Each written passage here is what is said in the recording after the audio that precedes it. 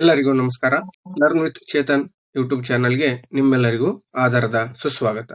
ಇಂದಿನ ದಿನ ನಾವು SSLC ಪರೀಕ್ಷೆಗೆ ಸಂಬಂಧಪಟ್ಟಂತಹ 2022ರ ಒಂದು ವಿಜ್ಞಾನ ವಿಷಯದ ಮಾದರಿ ಪ್ರಶ್ನೆ ಪತ್ರಿಕೆಯನ್ನು ಉತ್ತರ ಸಮೇತ ತೆಗೆದುಕೊಂಡು ಬಂದಿದ್ದೀವಿ. ಸೊ ಇವತ್ತು ಈ ಒಂದು ಪ್ರಶ್ನೆ ಪತ್ರಿಕೆಯನ್ನ ಸಂಪೂರ್ಣವಾಗಿ ವಿಶ್ಲೇಷಣೆಯನ್ನ ಮಾಡ್ತಾ ಹೋಗೋಣ. ಇನ್ನು ಯಾರು ನಮ್ಮ ಚಾನಲ್ ಅನ್ನ ಸಬ್ಸ್ಕ್ರೈಬ್ ಮಾಡ್ಕೊಂಡಿಲ್ವೋ ದಯವಿಟ್ಟು ಸಬ್ಸ್ಕ್ರೈಬ್ ಮಾಡ್ಕೊಳ್ಳಿ ಅಂತ ಹೇಳ್ತಾ ಬನ್ನಿ ವಿಡಿಯೋವನ್ನ ಸ್ಟಾರ್ಟ್ ಮಾಡ್ತಾ ಹೋಗೋಣ. ಮೊದಲಿಗೆ ಫಿಸಿಕ್ಸ್ ಬರ್ತದ, ಅಂದ್ರೆ ಭೌತಶಾಸ್ತ್ರ ಸಂಬಂಧಪಟ್ಟದ್ದು. ಪ್ರಶ್ನೆ ಸಂಖ್ಯೆ 1, ವಿದ್ಯುತ್ ಶಕ್ತಿಯನ್ನ ಉತ್ಪಾದಿಸಲು ಬಳಸುವ ಸಾಧನ ಅಂತ ಕೇಳಿದಾನೆ ವಿದ್ಯುತ್ ಜನಕ. ಆಪ್ಷನ್ ಬಿ ಸರಿಯಾದ ಉತ್ತರ ಆಗಿರ್ತದೆ. ಈಗ ಈ ಒಂದು ಕಾನ್ಸೆಪ್ಟ್, ವಿದ್ಯುತ್ ಜನಕದ ಕಾನ್ಸೆಪ್ಟ್ ನಿಮ್ಗೆ ಕೊಟ್ಟಿಲ್ಲ, ಆದ್ರೂ ತಿಳ್ಕೊಳ್ಳಿ. ಓಕೆನಾ. ಪ್ರಶ್ನೆ ಸಂಖ್ಯೆ 2, ವಿದ್ಯುತ್ ಮಂಡಲದಲ್ಲಿ ವಿಭವಾಂತರ ವಿದ್ಯುತ್ ಪ್ರವಾಹ ಮತ್ತು ರೋಧದ ನಡುವಿನ ಸಂಬಂಧವನ್ನ ತೋರಿಸುವ ಸರಿಯಾದ ಸೂತ್ರ ಅಂತ ಹೇಳಿದಾನೆ R=V/I. ಇದು ಸರಿಯಾದ ಉತ್ತರ ಆಗಿರ್ತದೆ. ಆಪ್ಷನ್ ಡಿ ಸರಿಯಾದ ಉತ್ತರ. ಪ್ರಶ್ನೆ ಸಂಖ್ಯೆ 3, ಫ್ಲೆಮಿಂಗನ ಬಲಗೈ ನಿಯಮದಲ್ಲಿ ಮಧ್ಯದ ಬೆರಳು ಸೂಚಿಸುವಂತ ಕೇಳಿದಾನೆ. ಮಧ್ಯದ ಬೆರಳು ಏನು ಸೂಚಿಸುತ್ತಪ್ಪ ಅಂದ್ರೆ ಆಪ್ಷನ್ ಎ ಪ್ರೇರಿತ ವಿದ್ಯುತ್ ಪ್ರವಾಹದ ದಿಕ್ಕನ್ನ ಸೂಚಿಸುತ್ತದೆ. ಪ್ರಶ್ನೆ ಸಂಖ್ಯೆ 4, ಒಂದು ಪೀನ ಮಸೂರದಿಂದ ವಸ್ತುವಿನ ಚಿಕ್ಕದಾದ ಮತ್ತು ಸತ್ಯ ಪ್ರತಿಬಿಂಬವನ್ನು ಪಡೆಯಲು ಆ ವಸ್ತುವನ್ನು ಇರಿಸಬೇಕಾದ ಸ್ಥಾನ ಯಾವುದು ಅಂತ ಕೇಳಿದಾನೆ. ಅದಕ್ಕೆ ಆಪ್ಷನ್ ಸಿ 2F1 ಗಿಂತ ದೂರದಲ್ಲಿ ಇದೇನಾಗಿರ್ತದೆ ಸರಿಯಾದ ಉತ್ತರ ಆಗಿರ್ತದೆ. 1 ಮಾರ್ಕ್ ಕ್ವಶನ್ಸ್. ಕಾಂತೀಯ ಬಲರೇಖೆಗಳು ಒಂದನ್ನೊಂದು ಛೇದಿಸುವುದಿಲ್ಲ, ಏಕೆ? ಕಾಂತೀಯ ಬಲರೇಖೆಗಳು ಛೇದಿಸುವ ಬಿಂದುವಿನಲ್ಲಿ ದಿಕ್ಸೂಚಿಯ ಸೂಜಿಯು 2 ದಿಕ್ಕುಗಳತ್ತ ನಿರ್ದೇಶಿಸಬೇಕು, ಆದರೆ ಇದು ಸಂಭವನೀಯವಲ್ಲ. ಆದ್ದರಿಂದ ಕಾಂತೀಯ ಬಲರೇಖೆಗಳು ಒಂದನ್ನೊಂದು ಛೇದಿಸುವುದಿಲ್ಲ ಅಂತ ನಾವು ಹೇಳ್ತೇವೆ. ಓಕೆನಾ. ಪ್ರಶ್ನೆ ಸಂಖ್ಯೆ 6, ಮಸೂರದ ಸಾಮರ್ಥ್ಯದ SI ಏಕಮಾನವನ್ನು ತಿಳಿಸಿ ಅಂತ ಹೇಳಿದಾನೆ. ಡಯಾಪ್ಟರ್ ಅನ್ನೋದು ಮಸೂರದ ಸಾಮರ್ಥ್ಯದ SI ಏಕಮಾನ. 7ನೇ ಪ್ರಶ್ನೆ ನೋಡಿ, 2 ಅಂಕದ. ವಿದ್ಯುತ್ ಕೋಶ, ವಿದ್ಯುತ್ ಬಲ್ಬ್, ಅಮೀಟರ್, ಪ್ಲಕ್ಕಿ ಇವುಗಳನ್ನು ಒಳಗೊಂಡಿರುವ ವಿದ್ಯುತ್ ಮಂಡಲದ ರೇಖಾಚಿತ್ರವನ್ನ ಬರೆಯಿರಿ ಅಂತ ಕೇಳಿದಾನೆ. ಸೊ ಸರಳ ವಿದ್ಯುತ್ ಮಂಡಲದ ರೇಖಾಚಿತ್ರ ಇಲ್ಲಿದೆ, ನೀವು ನೋಡ್ತಾ ಹೋಗ್ಬೋದು. ಪ್ರಶ್ನೆ ಸಂಖ್ಯೆ 8 ನೋಡಿ, 15 ಸೆಂಟಿಮೀಟರ್ ದೂರವನ್ನು ಹೊಂದಿರುವ ನಿಮ್ನ ದರ್ಪಣದ ಮುಂದೆ 25 ಸೆಂಟಿಮೀಟರ್ ದೂರದಲ್ಲಿ ವಸ್ತುವನ್ನು ಇರಿಸಿದೆ ಸ್ಪಷ್ಟ ಪ್ರತಿಬಿಂಬವನ್ನು ಪಡೆಯಲು ಪರದೆಯನ್ನು ದರ್ಪಣದಿಂದ ಎಷ್ಟು ದೂರದಲ್ಲಿ ಇರಿಸಬೇಕು? ಅಥವಾ ಒಂದು ನಿಮ್ನ ಮಸೂರವನ್ನು ಮೊದಲು 15 ಸೆಂಟಿಮೀಟರ್ ಮೊದಲೇ ಪ್ರಶ್ನೆಯನ್ನು ನೋಡ್ತಾ ಹೋಗೋಣ. ಆನ್ಸರ್ನ 1/V + 1/U = 1/F ಆಗಿರ್ತದೆ. ಇದು ಫಾರ್ಮುಲಾ. ಓಕೆನಾ. ಸೊ ನೆಕ್ಸ್ಟ್ ನೋಡಿ, ನಮಗೆ ಬೇಕಾಗಿರೋದು ಯಾವುದು? V ಬೇಕು. So 1/V = 1/F - 1/U = 1/-15 -12 1/-25. So 1/V = ಇಲ್ಲಿ 15 ಮತ್ತು 25ರ ಲಸಾವನ್ನ ತೆಗಿಬೇಕಾಗ್ತದೆ. ನಾವು 15 ಮತ್ತು 25ರ ಲಸವನ್ನ ತೆಗೆದಾಗ ನಮಗೆ ಎಷ್ಟು ಬರ್ತದಪ್ಪ ಅಂದ್ರೆ 75 ಬರ್ತದೆ. ಸೊ ಇದು ಏನಾಗ್ತದ? 15 5 75 ಬರ್ತದ. 25 3 75 ಆಗ್ತದೆ. ಸೊ ಹಾಗಾಗಿ 5 -5 + 3 ಆಗಿರ್ತದೆ. ಸೊ -5 + 3 ಅಂದ್ರೆ ಅದರಲ್ಲಿ ಏನ್ ಮಾಡ್ಬೇಕು? ಕಳಿಬೇಕಾಗ್ತದ. -2/75. ಸೊ ನಮಗ್ ಬೇಕಾಗಿರೋದು 1/V ಅಲ್ಲ, ಬರೀ V ಬೇಕಾಗಿತ್ತು. ಸೊ ಹಾಗಾಗಿ ಏನ್ ಮಾಡ್ತೇನೆ? ಅಂಶವನ್ನ ಛೇದವನ್ನ ಅಂಶವನ್ನ ಮಾಡ್ಕೊಳ್ತೇನೆ. V = 75 / -2 ಆಗಿರ್ತದೆ.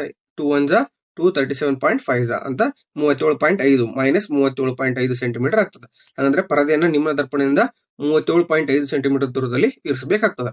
ಇನ್ನ ಅಥವಾ ಪ್ರಶ್ನೆ ನೋಡಿ, ಒಂದು ನಿಮ್ನ ಮಸೂರದ ಸಂಗಮ ದೂರವು 15 ಸೆಂಟಿಮೀಟರ್ ಇದೆ. ಮಸೂರದಿಂದ ಪ್ರತಿಬಿಂಬವು 10 ಸೆಂಟಿಮೀಟರ್ ದೂರದಲ್ಲಿ ಉಂಟಾಗಲು ವಸ್ತುವನ್ನ ಮಸೂರದಿಂದ ಎಷ್ಟು ದೂರದಲ್ಲಿ ಇಡಬೇಕು ಅಂತ ಕೇಳಿದಾನೆ. ನಿಮ್ಮ ಮಸೂರದ ಫಾರ್ಮುಲಾ ಹಾಕೋಣ. 1/V - 1/U = 1/F. So U ಕಂಡು ಹಿಡಿಬೇಕಾಗ್ತದೆ. 1/U = 1/V - 1/F. So value ನೋಡ್ತಾ ಹೋದ್ರೆ 1/-10 -1/-15. ಸೊ 10 ಮತ್ತು 15ರ ಲಸಾವನ್ನ ತೆಗಿಬೇಕಾಗ್ತದೆ ನಾವು. -3 + 2 / 30 ಆಗ್ತದೆ. ಸೊ -3 + 2 ಅಂದ್ರೆ -1 ಉತ್ತರ ಬರ್ತದೆ. 1 / -1/30. ಸೊ ಛೇದವನ್ನ ಅಂಶವನ್ನ ಛೇದವನ್ನ ಮಾಡ್ಕೊಂಡಾಗ U = -30 ಸೆಂಟಿಮೀಟರ್. ಹಾಗಾದ್ರೆ ವಸ್ತುಗಳನ್ನ ನಿಮ್ಮ ಮಸೂರದಿಂದ 30 ಸೆಂಟಿಮೀಟರ್ ದೂರದಲ್ಲಿ ನಾವು ಇಡಬೇಕಾಗ್ತದೆ. ಮುಂದಿನ ಪ್ರಶ್ನೆ ನೋಡಿ, 3 ಅಂಕದ ಪ್ರಶ್ನೆಗಳು. ಜೈವಿಕ ಅನಿಲದ ಪ್ರಧಾನ ಘಟಕ ಯಾವುದು? ಈ ಕಾನ್ಸೆಪ್ಟ್ ಅನ್ನ ತೆಗೆದಿದ್ದಾನೆ, ತಲೆ ಕೆಡಿಸ್ಕೊಳಕ್ ಹೋಗ್ಬೇಡಿ. ಓಕೆನಾ. ನೆಕ್ಸ್ಟ್ ಕ್ವಶನ್ ನೋಡ್ತಾ ಹೋಗೋಣ. ಇನ್ನ 10ನೇ ಪ್ರಶ್ನೆ ನೋಡಿ, ಪಿನ ಮಸೂರದ 2F1 ನಲ್ಲಿ ವಸ್ತುವನ್ನು ಇರಿಸಿದಾಗ ಪ್ರತಿಬಿಂಬ ಉಂಟಾಗಿ ತೋರಿಸುವ ಚಿತ್ರವನ್ನು. ಪಿನ ಮಸೂರದ ರೇಖಾಚಿತ್ರಗಳು ಏನಿದಾವಲ್ಲ, ಅತ್ಯಂತ ಪ್ರಮುಖವಾದಂತಹ ಎಲ್ಲಾ ರೇಖಾಚಿತ್ರಗಳು ದಯವಿಟ್ಟು ನೀವು ಎಲ್ಲಾ ವಿದ್ಯಾರ್ಥಿಗಳು ಖಂಡಿತವಾಗೂ ಕೂಡ ಬರ್ತಕ್ಕಂಥ ಪ್ರಶ್ನೆ ಆಗಿರೋದ್ರಿಂದ ನೀವು ಪ್ರಾಕ್ಟೀಸ್ ಮಾಡಲೇಬೇಕು. ಓಕೆನಾ. ಸುಲಭವಾಗಿ 3 ಅಂಕಗಳನ್ನು ನೀವು ಗಳಿಸಬಹುದು ಅಂತ ಹೇಳ್ತಾ ಮುಂದಿನ ಪ್ರಶ್ನೆ ನೋಡಿ. ಪ್ರಶ್ನೆ ಸಂಖ್ಯೆ 11, ಭೂ ಸಂಪರ್ಕ ತಂತಿಯ ಕಾರ್ಯಗಳೇನು? ಗೃಹ ಬಳಕೆಯ ವಿದ್ಯುತ್ ಮಂಡಲದಲ್ಲಿ ಲೋಹದ ಮೇಲ್ಮೈ ಹೊಂದಿರುವ ವಿದ್ಯುತ್ ಉಪಕರಣಗಳನ್ನು ಭೂ ಸಂಪರ್ಕ ತಂತಿಗೆ ಜೋಡಿಸುವುದು ಅಗತ್ಯವಾಗಿದೆ, ಏಕೆ? ವಿವರಿಸಿ. ಸೊ ಇಲ್ಲಿ 2 ಪ್ರಶ್ನೆಗಳನ್ನು ಕೇಳಿದರೆ ಮೊದಲಿಗೆ ಭೂ ಸಂಪರ್ಕ ತಂತಿಯ ಕಾರ್ಯಗಳನ್ನು ನೋಡ್ತಾ ಹೋಗೋಣ. ಓಕೆನಾ. ಭೂ ಸಂಪರ್ಕ ತಂತಿಯು ಗೃಹ ಬಳಕೆ ವಿದ್ಯುತ್ ಮಂಡಲದಲ್ಲಿ ಲೋಹದ ಮೇಲ್ಮೈ ಹೊಂದಿರುವ ವಿದ್ಯುತ್ ಉಪಕರಣಗಳ ಸುರಕ್ಷತೆಗಾಗಿ ಏನ್ ಮಾಡ್ತಾರ ಬಳಸಲಾಗ್ತದೆ. ಇದು ಕಡಿಮೆ ರೋಧವನ್ನು ಹೊಂದಿರುವ ವಿದ್ಯುತ್ ಪ್ರವಾಹದ ಪಥವನ್ನ ಉಂಟು ಮಾಡುತ್ತದೆ. ಉಪಕರಣದಲ್ಲಿ ಯಾವುದೇ ರೀತಿಯ ವಿದ್ಯುತ್ ಸೋರಿಕೆ ಉಂಟಾದಲ್ಲಿ ಅದರ ವಿಭವಾಂತರವನ್ನ ಭೂಮಿಯ ವಿಭವಾಂತರಕ್ಕೆ ಸಮನಾಗಿಸುತ್ತದೆ ಮತ್ತು ಬಳಕೆದಾರರಿಗೆ ತೀವ್ರ ವಿದ್ಯುತ್ ಆಘಾತವನ್ನ ಉಂಟು ಮಾಡಲ್ಲ. ಇನ್ನು ಅಥವಾ ಪ್ರಶ್ನೆ ನೋಡೋದಾದ್ರೆ ಓಕೆ, ವಿದ್ಯುತ್ ಕಾಂತೀಯ ಪ್ರೇರಣೆಗೆ ಸಂಬಂಧಿಸಿದ ಫ್ಯಾರಡೆಯ ಪ್ರಯೋಗವನ್ನು ವಿವರಿಸಿ ನೇರ ಮತ್ತು ಪರ್ಯಾಯ ವಿದ್ಯುತ್ ಪ್ರವಾಹಗಳಿರುವ ವ್ಯತ್ಯಾಸ. ಸೊ ಈ ಕಾನ್ಸೆಪ್ಟ್ ಅನ್ನ ನಿಮ್ಗೆ ತೆಗೆದಿದ್ದಾನೆ, ಹಾಗಾಗಿ ತಲೆ ಕೆಡಿಸ್ಕೊಳಕ್ ಹೋಗ್ಬೇಡಿ. ಓಕೆ, ನೆಕ್ಸ್ಟ್ ನೋಡೋಣ. ಪ್ರಶ್ನೆ ಸಂಖ್ಯೆ 12, ಅದರಲ್ಲಿ ಎ ಮತ್ತು ಬಿ ಅಂತ ಎರಡು ಪ್ರಶ್ನೆಗಳನ್ನು ಕೊಟ್ಟಿದ್ದಾನೆ. ವಿದ್ಯುತ್ ಮಂಡಲದಲ್ಲಿ ವಿದ್ಯುತ್ ಉಪಕರಣಗಳನ್ನು ಸರಣಿ ಕ್ರಮದಲ್ಲಿ ಜೋಡಿಸುವ ಬದಲು ಸಮಾಂತರವಾಗಿ ಜೋಡಿಸುವುದರಿಂದ ಆಗುವ ಪ್ರಯೋಜನ. ಇದು ಸಾಕಷ್ಟು ಬಾರಿ ಬಂದಂತಹ ಪ್ರಶ್ನೆಯಾಗಿದೆ.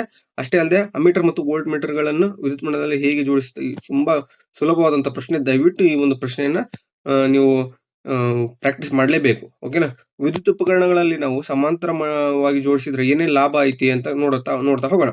ಸಮಾಂತರ ಮಂಡಲವು ವಿದ್ಯುತ್ ಉಪಕರಣಗಳ ಮೂಲಕ ವಿದ್ಯುತ್ ಪ್ರವಾಹವನ್ನು ವಿಭಜಿಸ್ತದೆ. ಓಕೆ, ಯಾವ್ಯಾವ ವಿದ್ಯುತ್ ಉಪಕರಣಗಳಿಗೆ ಎಷ್ಟು ವಿದ್ಯುತ್ ಬೇಕಲ್ಲ ಅದನ್ನ ಸಪರೇಟ್ ಮಾಡ್ತದ. ಇನ್ನು ಒಂದು ಘಟಕ ವಿಫಲವಾದರೆ ಮಂಡಲವು ಮುರಿದು ಹೋಗಂಗಿಲ್ಲ. ಇನ್ನು ಸಮಾಂತರ ಮಂಡಲದಲ್ಲಿ ಒಟ್ಟು ರೋಧ ಏನಾಗ್ತದೆ, ಕಡಿಮೆ ಆಗ್ತದೆ. ಆದ್ದರಿಂದ ವಿದ್ಯುತ್ ಉಪಕರಣಗಳು ಅವುಗಳ ರೋಧಕ್ಕನುಗುಣವಾಗಿ ವಿದ್ಯುತ್ ಪ್ರವಾಹವನ್ನ ಪಡಿತಾವ. ಓಕೆನಾ. ಇನ್ನ ಬಿ ಪ್ರಶ್ನೆ ನೋಡೋದಾದ್ರೆ, ಅಮೀಟರ್ ಅನ್ನು ವಿದ್ಯುತ್ ಮಂಡಲದಲ್ಲಿ ಯಾವಾಗಲೂ ಸರಣಿ ಕ್ರಮದಲ್ಲಿ ಜೋಡಿಸಿದ್ರೆ ವೋಲ್ಟ್ ಮೀಟರ್ ನಾವು ವಿದ್ಯುತ್ ಮಂಡಲದಲ್ಲಿ ಸಮಾಂತರ ಕ್ರಮದಲ್ಲಿ ಜೋಡಿಸ್ತೇವೆ. ಸೊ ಈ ಅಮೀಟರ್ ಕೆಲಸ ಏನಪ್ಪಾ ಅಂದ್ರೆ ವಿದ್ಯುತ್ ಮಂಡಲದಲ್ಲಿ ವಿದ್ಯುತ್ ಪ್ರವಾಹದ ದರವನ್ನು ಅಳಿದ್ರೆ ವೋಲ್ಟ್ ಮೀಟರ್ ವಿದ್ಯುತ್ ಮಂಡಲದ ವಾಹಕದ ತುದಿಗಳ ನಡುವಿನ ವಿಭವಾಂತರವನ್ನು ಏನ್ ಮಾಡ್ತಿದ್ದು ಅಳಿತಕ್ಕಂತಹ ಕೆಲಸವನ್ನ ಮಾಡ್ತದ. ಇನ್ನ 5 ಅಂಕದ ಪ್ರಶ್ನೆ ನೋಡಿ, ಬೆಳಕಿನ ವಕ್ರೀಭವನ ಎಂದರೇನು? ಬೆಳಕಿನ ವಕ್ರೀಭವನದ 2 ನಿಯಮಗಳನ್ನು ನಿರೂಪಿಸಬೇಕು. ಓಕೆ, ಇನ್ನೊಂದು ಬೆಳಕಿನ ವಕ್ರೀಭವನ ಸೂಚ್ಯಂಕ ಎಂದರೇನು? ವಜ್ರದ ವಕ್ರೀಭವನ ಸೂಚ್ಯಂಕ 2.42 ಇದೆ. ಈ ಹೇಳಿಕೆಯ ಅರ್ಥವೇನು ಅಂತ ಕೇಳಿದಾನೆ. ಬನ್ನಿ ಆನ್ಸರ್ ನೋಡ್ತಾ ಹೋಗೋಣ. ಇನ್ನು ವಕ್ರೀಭವನ ಎಂದರೇನು ಅಂತ ಡೆಫಿನಿಷನ್ ನೋಡೋಣ. ಬೆಳಕು ಒಂದು ಮಾಧ್ಯಮದಿಂದ ಇನ್ನೊಂದು ಮಾಧ್ಯಮಕ್ಕೆ ಓರೆಯಾಗಿ ಚಲಿಸುವಾಗ ಎರಡನೇ ಮಾಧ್ಯಮದಲ್ಲಿ ಪ್ರಸರಣ ದಿಕ್ಕು ಬದಲಾಗುವ ಪ್ರಕ್ರಿಯೆಗೆ ನಾವೇಂತ ಕರಿತೀವಿ? ವಕ್ರೀಭವನ ಅಂತ ಕರಿತೀವಿ. ಹಾಗಾದ್ರೆ ನಿಯಮ ಏನಪ್ಪಾ ವಕ್ರೀಭವನದ 2 ನಿಯಮಗಳು? ಪತನ ಕಿರಣ, ವಕ್ರೀಭವನ ಕಿರಣ ಮತ್ತು 2 ಮಾಧ್ಯಮಗಳ ಸಂಪರ್ಕ ಮೇಲ್ಮೈಗೆ ಪತನ ಬಿಂದುವಿನಲ್ಲಿ ಎಳೆದ ಲಂಬ, ಈ 3 ಒಂದೇ ಸಮತಲದಲ್ಲಿ ಇರ್ತಾವ. ಇನ್ನ 2ನೇ ನಿಯಮ ನೋಡೋದಾದ್ರೆ, ಕೊಟ್ಟಿರುವ ನಿರ್ದಿಷ್ಟ ಬೆಳಕಿನ ಬಣ್ಣ ಮತ್ತು ನೀಡಿರುವ ಜೋಡಿ ಮಾಧ್ಯಮಗಳಿಗೆ ಸಂಬಂಧಿಸಿದಂತೆ ಪತನ ಕೋನದ ಸೈನು ಮತ್ತು ವಕ್ರೀಮ ಕೋನದ ಸೈನುಗಳ ಅನುಪಾತ ಸ್ಥಿರವಾಗಿರ್ತದೆ. sin i / sin r = ಸ್ಥಿರಾಂಕವಾಗಿರುತ್ತದೆ. ಇನ್ನು ಬಿ ಪ್ರಶ್ನೆ ನೋಡಿ, ಗಾಳಿಯಲ್ಲಿ ಬೆಳಕಿನ ವೇಗ ಮತ್ತು ಮಾಧ್ಯಮದಲ್ಲಿ ಬೆಳಕಿನ ವೇಗಗಳಿರುವ ಅನುಪಾತವನ್ನು ನಾವು ವಕ್ರೀಭವನ ಸೂಚ್ಯಂಕ ಅಂತ ಕರಿತೇವೆ. ಇನ್ನು ಗಾಳಿಯಲ್ಲಿ ಬೆಳಕಿನ ವೇಗ, ವಜ್ರದಲ್ಲಿ ಬೆಳಕಿನ ವೇಗಗಳಿರುವ ಅನುಪಾತ 2.42. ಅಂದ್ರೆ ವಜ್ರದಲ್ಲಿ ಬೆಳಕಿನ ವೇಗ 2.42ರಷ್ಟು ಕಡಿಮೆ ಇದೆ ಅಂತ ಅರ್ಥ ಮಾಡ್ಕೋಬೇಕಾಗ್ತದೆ. ಓಕೆನಾ. ಇನ್ನ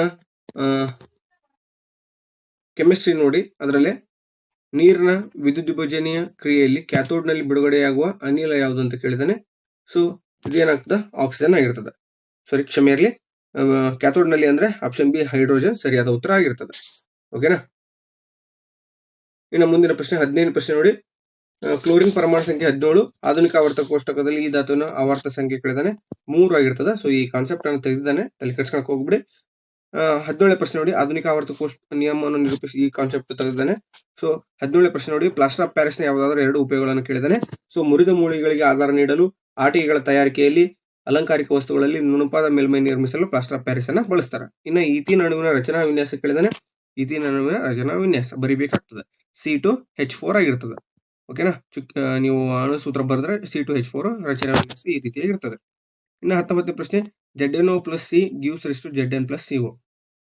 ಈ ಕ್ರಿಯೆಯಲ್ಲಿ ಉತ್ಕರ್ಷಿಸಲ್ಪಟ್ಟ ಮತ್ತು ಅಪಕರ್ಷಿಸಲ್ಪಟ್ಟ ಪ್ರತಿವರ್ತಕಗಳನ್ನು ಹೆಸರಿಸಿ ಅಂತ ಕೇಳಿದಾನೆ.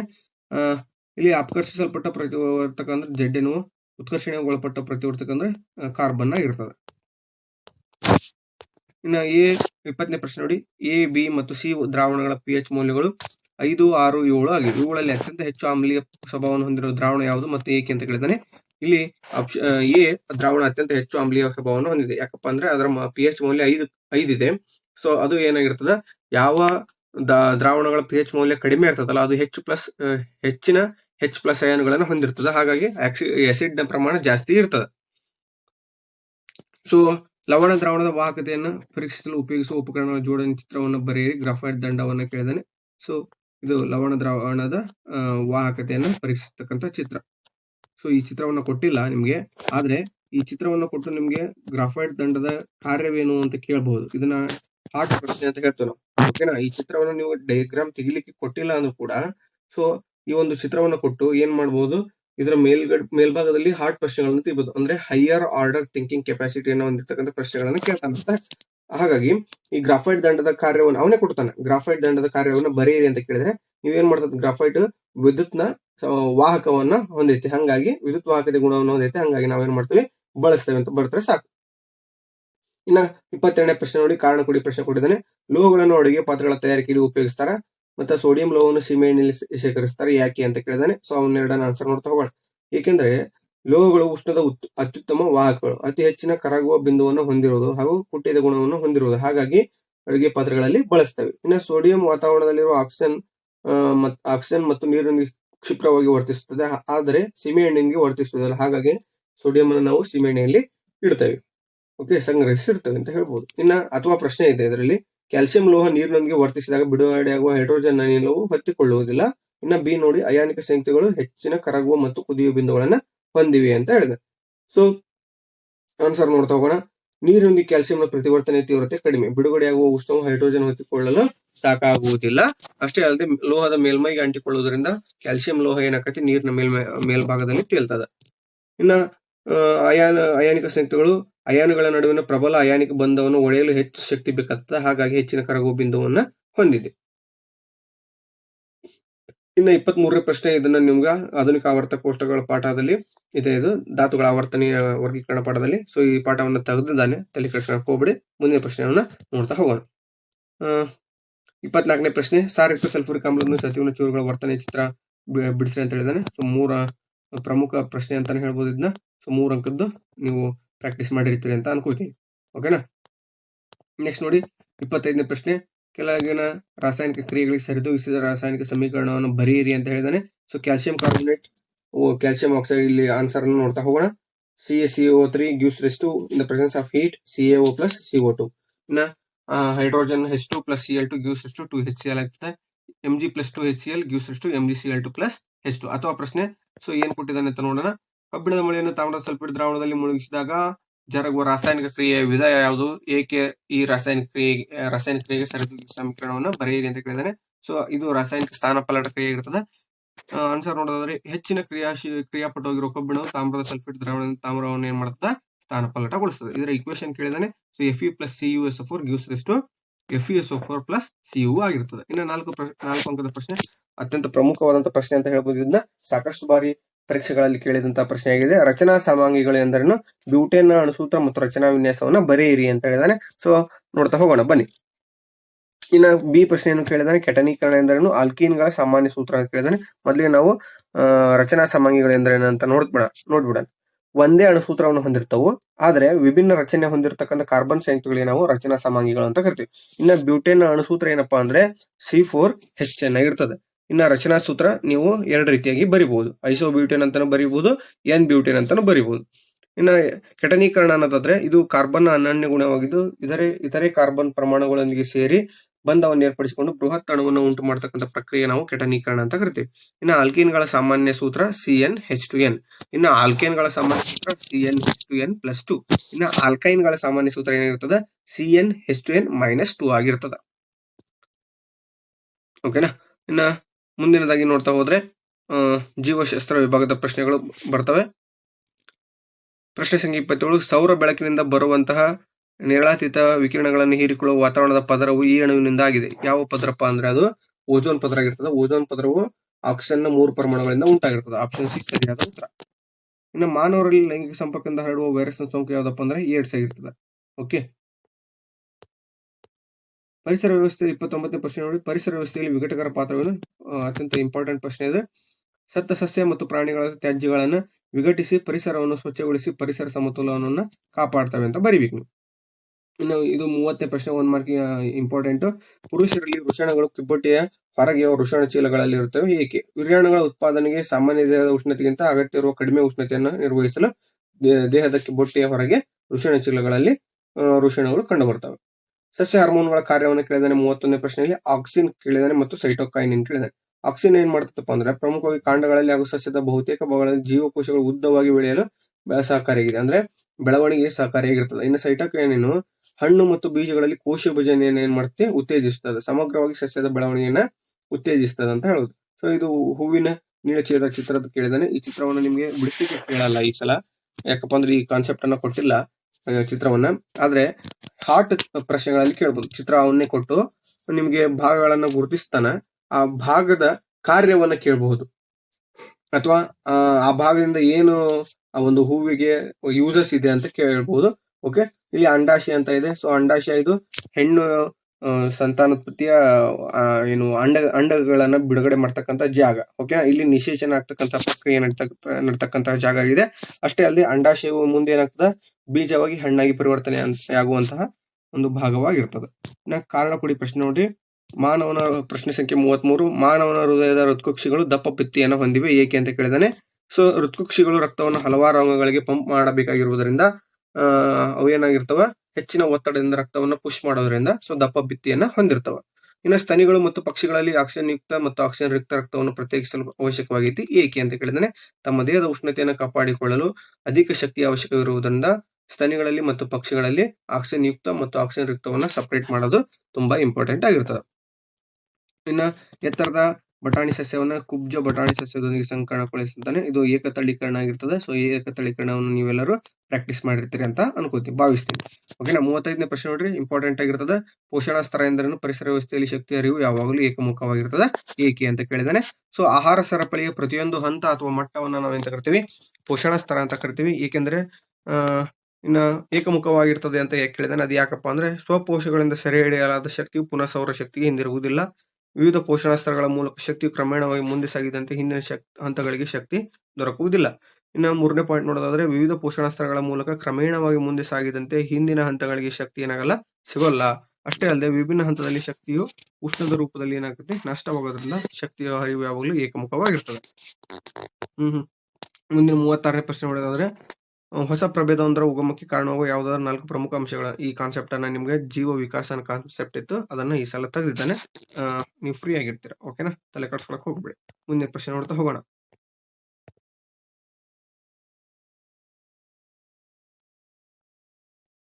ಕೋಶೀಯ 37ನೇ ಪ್ರಶ್ನೆ ನೋಡಿ.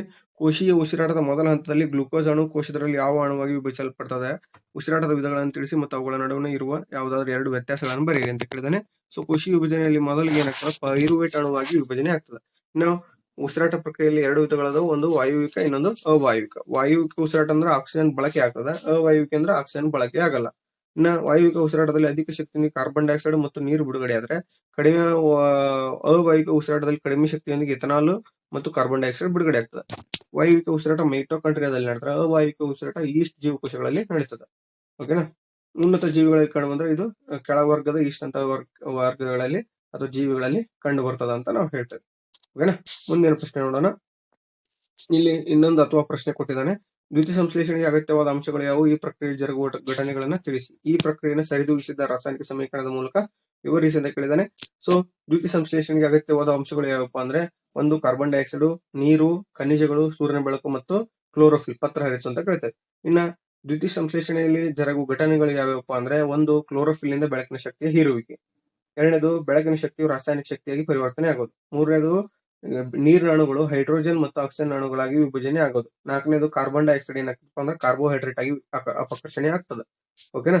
ಇನ್ನ ಇದು ಸಮೀಕರಣ ನೋಡೋದಾದ್ರೆ 6CO2 + 12H2O in the presence of heat, ಅಂದ್ರೆ ಸೂರ್ಯನ ಬೆಳಕು ಪ್ಲಸ್ ಕ್ಲೋರೋಫಿಲ್ ನ ಸಹಾಯದಿಂದ ಗ್ಲೂಕೋಸ್ ಆಗಿ ವಿಭಜನೆ ಆಗ್ತದೆ. C6H12O6 + 6O2 + 6H2O ಆಗಿರ್ತದೆ. ಓಕೆನಾ. ಇನ್ನು ಮಾನವನ ಮೆದುಳಿನ ರಚನೆಯನ್ನು ತೋರಿಸುವ ಚಿತ್ರವನ್ನು ಕೇಳಿದಾನೆ. ಈ ಚಿತ್ರ ಪ್ರಮುಖವಾಗಿರ್ತದೆ. 3 ಅಥವಾ 4 ಅಂಕಕ್ಕೆ ನೀವು ಪ್ರಾಕ್ಟೀಸ್ ಮಾಡಿರ್ತೀರಿ ಅಂತ ಭಾವಿಸ್ತೀನಿ. ಓಕೆನಾ. ಸೊ ಇಲ್ಲಿಗೆ ನಾವೇನ್ ಮಾಡಿದ್ವಿ, 2022ರಲ್ಲಿ ಇರತಕ್ಕಂತಹ ವಿಜ್ಞಾನ ವಿಷಯದ SLC ಮಕ್ಕಳಿಗೆ ಆನ್ಯುವಲ್ ಎಕ್ಸಾಮ್ ಕ್ವಶನ್ ಪೇಪರ್ ಅನ್ನ ಸಂಪೂರ್ಣವಾಗಿ ವಿಶ್ಲೇಷಣೆಯನ್ನ ಮಾಡಿದ್ವಿ. ಓಕೆನಾ. ಇನ್ನು ಯಾರ್ಯಾರು ನಮ್ಮ ಚಾನಲ್ ಅನ್ನ ಸಬ್ಸ್ಕ್ರೈಬ್ ಮಾಡ್ಕೊಂಡಿಲ್ವೋ ದಯವಿಟ್ಟು ಸಬ್ಸ್ಕ್ರೈಬ್ ಮಾಡ್ಕೊಳ್ಳಿ. ನಿಮ್ಗೆ ಯಾವುದೇ ರೀತಿಯಾದಂತಹ ಡೌಟ್ಗಳಿದ್ರೆ ವಿಷಯದ ಮೇಲೆ ಆ ಡೌಟ್ಗಳನ್ನು ಕಮೆಂಟ್ ಬಾಕ್ಸ್ ನಲ್ಲಿ ತಿಳಿಸೋದ್ರ ಮೂಲಕ ನಾನು ನಿಮ್ಗೆ ಆನ್ಸರ್ ಮಾಡ್ಲಿಕ್ಕೆ ಸಾಕಷ್ಟು ಪ್ರಯತ್ನವನ್ನ ಮಾಡ್ತೀನಿ. ಈ ವಿಡಿಯೋ ನಿಮ್ಗೆ ಇಷ್ಟವಾಗಿದ್ರೆ ದಯವಿಟ್ಟು ಲೈಕ್ ಮಾಡಿ, ಶೇರ್ ಮಾಡಿ ಹಾಗೂ ಸಬ್ಸ್ಕ್ರೈಬ್ ಮಾಡಿ. ನಿಮ್ಮ ಎಲ್ಲ ಫ್ರೆಂಡ್ಸ್ಗೂ ಕೂಡ SLC ಇರ್ತಕ್ಕಂಥ ಮಕ್ಕಳಿಗೆ ಶೇರ್ ಮಾಡೋದ್ರ ಮೂಲಕ ಇನ್ನೂ ಹೆಚ್ಚು ನಮ್ಮ ವಿಡಿಯೋಗಳನ್ನು ನೋಡಿ ಅಂತ ನಿಮ್ಮಲ್ಲಿ ಕಳಕಳಿಯಿಂದ ಪ್ರಾರ್ಥನೆಯನ್ನ ಮಾಡ್ತೀನಿ. ಇಲ್ಲಿಗೆ ವಿಡಿಯೋವನ್ನ ಮುಕ್ತಾಯಗೊಳಿಸೋಣ. ಎಲ್ಲರಿಗೂ ತುಂಬ ಹೃದಯದ ಧನ್ಯವಾದಗಳು.